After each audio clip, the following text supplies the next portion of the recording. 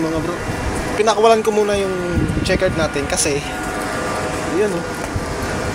Yung itlog niya nakadikit dito sa dibdib niya. Kaya bugok na naman. Ay, nako. Taga magandang mag-itlog tong checkered natin. So papakawalan na lang natin lagi yan. Ganun din dito sa ating fancy. Papakawalan na rin natin yan. Ang maiiwan na lang itong Dijon saka itong ating black na itlog din. So abang-abang na lang tayo sa mga to kung mapipisa pa to yung itlog na ito. So magpapakain muna ako at magwawalis-walis rito. Okay, harapan ko lang ito ng pwesto ano man hindi masira ang ating cellphone.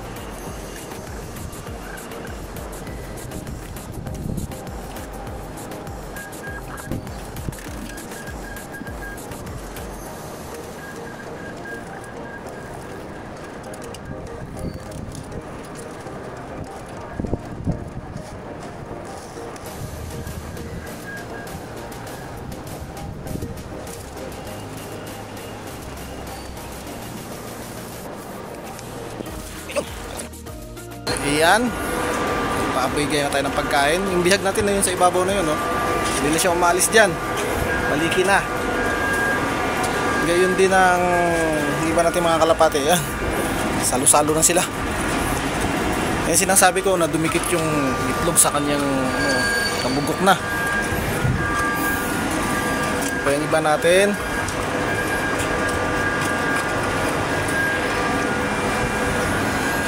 Siguro hayaan natin nakabukas yan pati ito para naman lalong dumami ang mga pakawala natin.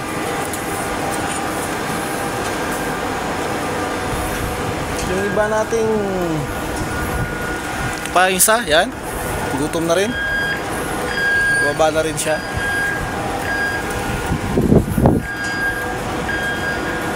Andun na rin pala sa loob yung isang abuhay natin, nakain na rin pala.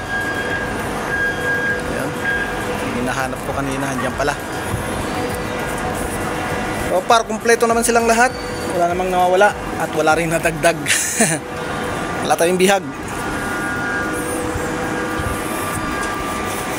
Yan.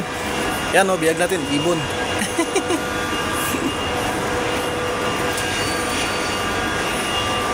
Ang dami na nating paronda. Bali sa pagkakabilang ko, 21 pieces na nga silang lahat. Yan pa, mga dayo. Dayong mga ibon. 21 pieces na silang lahat. At meron pa tayong naabangan na mapisa. Ito nga. Dito na lang tabayanan natin na mapisa. Ito, subo yan, di pa rin nangingitlog. Yan yung kanilang anak, oh. Ganda, oh. Kamukha nung ama.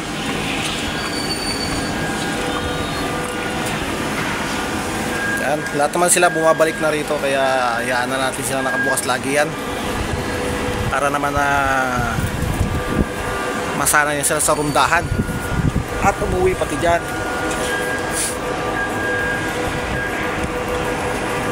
Yan. Yan lang muna ang update sa ating mga alaga. Ingat-ingat na lang ang lahat at God bless us all.